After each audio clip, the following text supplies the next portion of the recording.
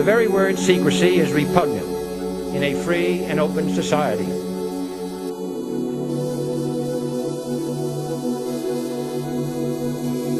Secrecy is repugnant. Repugnant.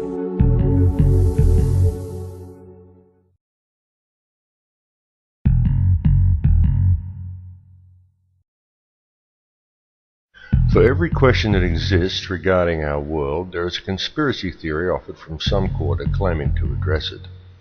These conspiracy theories number into the hundreds, and they are nearly always dead ends, or at best lead to another conspiracy theory, and so on, ad infinitum. Now, even though it's become obvious to most that something is not quite right, and that some sort of global conspiracy does indeed exist, it's still very hard to see exactly what it is, and where the truth really lies. John F. Kennedy described the situation in this manner. For we are opposed around the world by a monolithic and ruthless conspiracy that relies primarily on covert means for expanding its sphere of influence, on infiltration instead of invasion, on subversion instead of elections, on intimidation instead of free choice. It is a system which has conscripted vast human and material resources into the building of a tightly knit, highly efficient machine that combines military, diplomatic, intelligence, economic, scientific, and political operations. Tightly knit, highly efficient, tightly knit. Its preparations are concealed, not published. Its mistakes are buried, not headlined. Its dissenters are silent, not praised. No expenditure is questioned. No secret is revealed. The very word secrecy is repugnant. Later, when trying to conduct an investigation into the Kennedy assassination, the director of the FBI, J. Edgar Hoover, echoed Kennedy's sentiments when he said, "The individual is handicapped by coming face to face with a conspiracy so monstrous he cannot believe it exists." It's time the people of the world stood up and paid heed to the urgency and importance contained within those two quotes. And yet, you say, even if one were to do so, how would we, the ordinary individual, ever get to the bottom of this? And if we do ever get to the bottom of it, then what are we to do then? And those are both very good questions. Well, the best way to start is to get all fluoride out of your diet and to gain a better understanding of history, and then learn to look at each news story from a global perspective. Disregard most of what the announcer tells you to believe and place the event where it belongs on the global stage.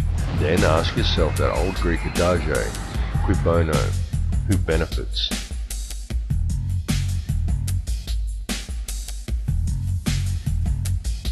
And more importantly, when you discover a truth or uncover a lie or find an anomaly, tell your friends.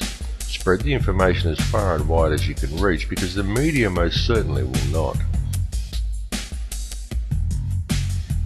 However, the most important thing of all is to be aware of your surroundings in a global sense. See the big picture.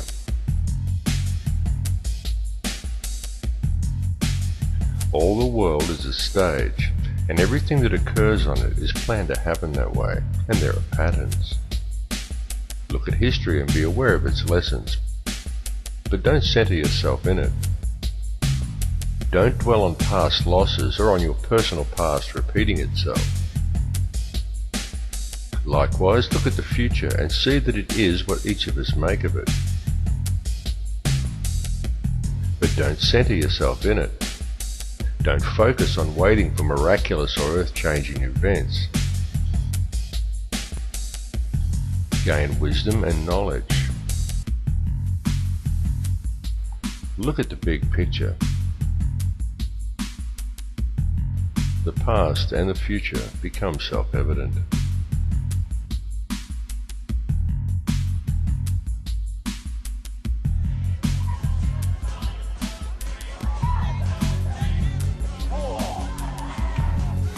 When searching for the truth about what is happening in this world, there are many red herrings to be found along the way and a myriad of conspiracy theories to choose from. Many of them seem quite possible because many of them are partially true, but all are designed to lead nowhere and to keep you distracted.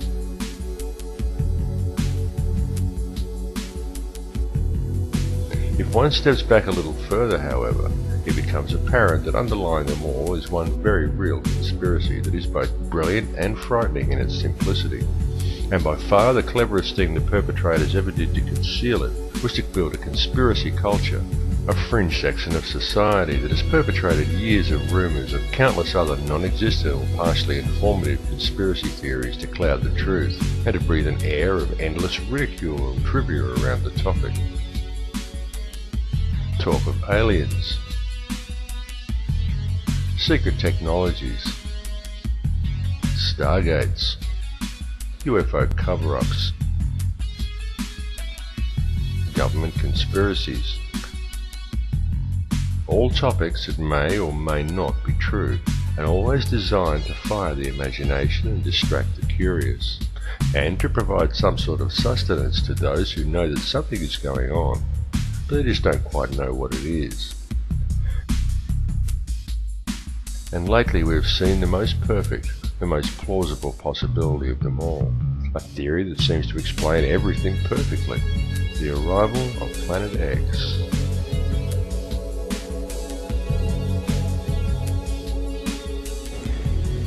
The very word secrecy is repugnant in a free and open society, and we are, as a people, inherently and historically opposed to secret societies, to secret oaths, and to secret proceedings. For we are opposed around the world by a monolithic and ruthless conspiracy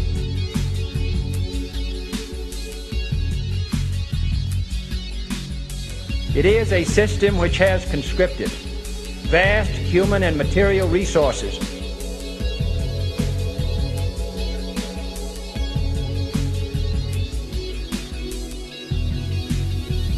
good, honest, hard-working people, white collar, blue collar, doesn't matter what color shirt you have on.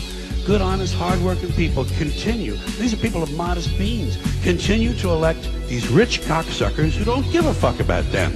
They don't give a fuck about you. They don't give a fuck about you. They don't care about you at all. At all. At all. Man, you know? And nobody seems to notice, nobody seems to care. That's what the owners count on, the fact that Americans will probably remain willfully ignorant of the big red, white, and blue dick that's being jammed up their assholes every day.